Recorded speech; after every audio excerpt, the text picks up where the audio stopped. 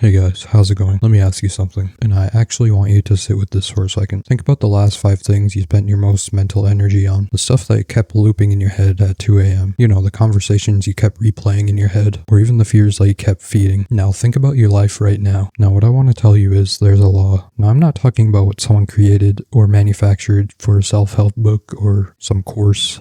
I'm talking about something that's shown up in ancient philosophy, and also now in modern quantum physics. It also appeared in every major spiritual tradition around Earth, across thousands of years of evolution.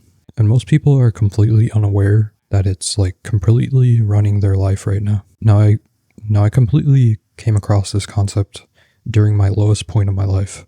I was stuck not only financially, I was depressed, you could just say I was struggling in all parts. But for the most part, I was just trapped in my head. Like I was trapped in a room I built myself around. Like I built the walls, the roof, but I didn't build an entrance or exit, if you know what I mean. I was completely lost. And when I finally understood this principle, like I actually studied and read about this principle. I mean, like somewhat understood this principle I'll talk about shortly. I just sort of nodded. I just realized what I was going through and I just nodded because it all started to make sense and things started to move forward.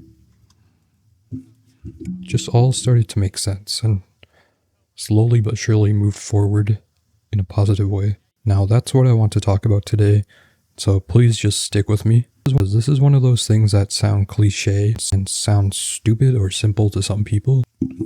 Now that's exactly why some people don't understand the complexity of it and sort of dismiss it and not give it the time of day. Okay, now here it is. What you constantly hold in your mind, you eventually hold in your hands. That's it, that's the whole thing. People call it the law of cause and effect. Others call it sowing and reaping. Karma. The principle is identical across every culture that has ever wrestled with the thought of why some people seem to create the life they want while others spin their wheels for decades.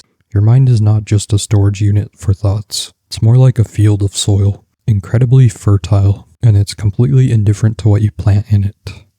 Plant doubt, doubt grows. Plant possibility, and possibility grows.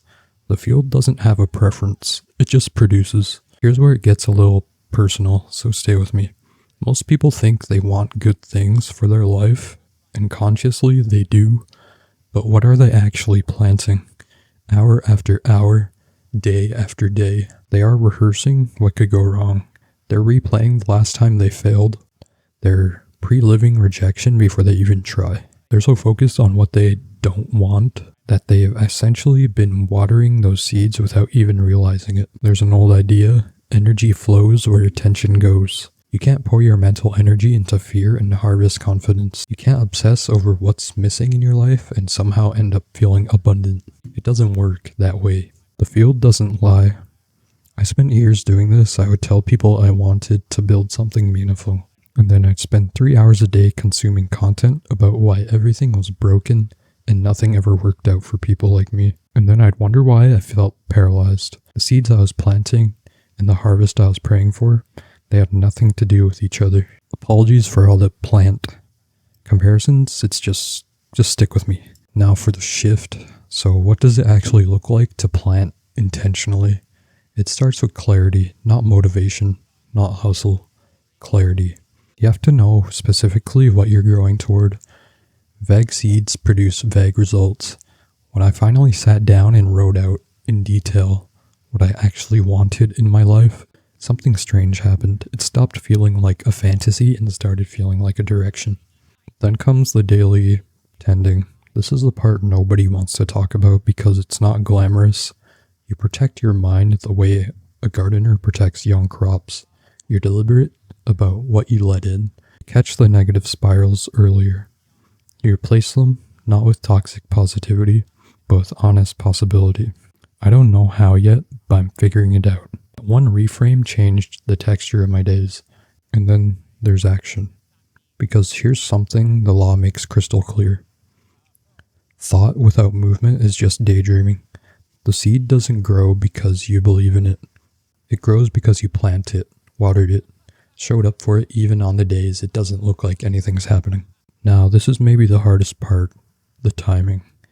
Things I set my mind toward showed up in a few months, others took years, and during those years there were long stretches where nothing seemed to be happening, where I genuinely questioned whether any of this was real or whether I was just fooling myself. But here's what I've come to understand. The season of growth and the season of harvest are rarely the same season. And the gap between them isn't wasted time. It's development time. Becoming the version of yourself who can actually handle the thing you've been growing toward. The process isn't a delay. The process is the point. One last thing, and this one's important. Weeds don't need to be planted. They just appear. Doubt, comparison, resentment, fear. You don't have to invite them in. They show up on their own because that's the nature of a living mind in a chaotic world. The job doesn't have to be perfect. Stress-free inner life. The job is to tend the garden consistently, to notice when you've been letting the weeds run, to pull them up without drama, and get back to what you're actually trying to grow. You don't have to be perfect at this. You just have to keep coming back to it. What you carry in your mind long enough, you will eventually walk into your life. That's not just wishful thinking. It's quite simply the oldest law in the book. So the question isn't whether this law is working.